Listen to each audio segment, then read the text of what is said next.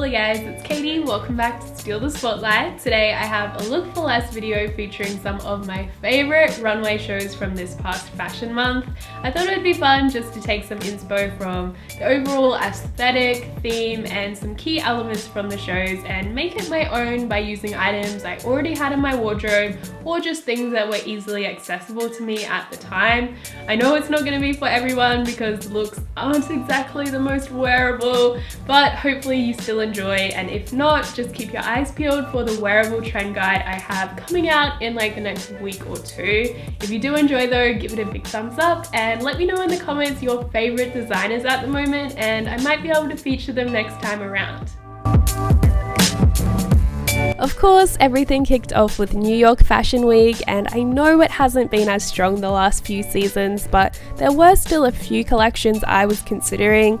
In the end, I decided to opt for Marc Jacobs. You guys know how much I loved his collection this time around. It was great to see him citing his inspiration from the New York scene when the hip-hop evolution was really taking off. The key elements that I really took away from the show and knew I wanted to inject back into my own look were faux fur trim, basic patterns in neutral tones, turtlenecks, and boots. I could either do this in a trousers look like I did in the end, or alternatively you could go for a mini skirt in sheer tights, which would look equally as cool. The best part about this ensemble though is that everything minus the shoes is actually from the op shop, in particular the pants, which were from the men's section and only $1.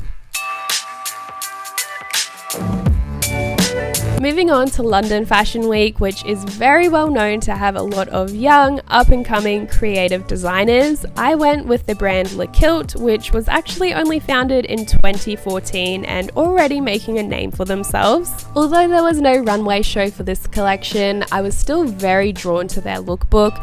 Obviously, the designer Sam has a heavy influence from her Scottish heritage and really tries to modernize it in a unique way, and I think I was drawn to that because I have had my family from Scotland visiting for the last month. It was also very handy that I happen to already have this denim dress in my wardrobe, which is very similar to those featured. But from there, it was all about the accessories: a chunky shoe, red beret, leather look gloves, and an industrial belt.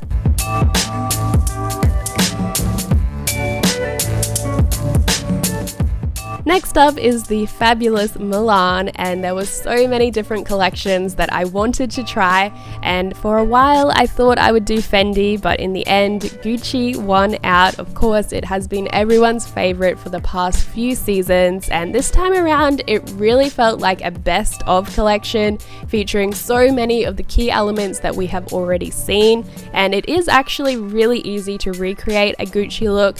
Not only can you get items from the op shop, but also so many high street brands really are trying to mimic that same aesthetic. One of my personal favorite trends that they have produced recently is that red, pink, and green color combo, as well as the sparkly tights, so I knew I wanted to include both in my look today, and to really just bring the whole outfit together, I threw on some over-the-top gold accessories.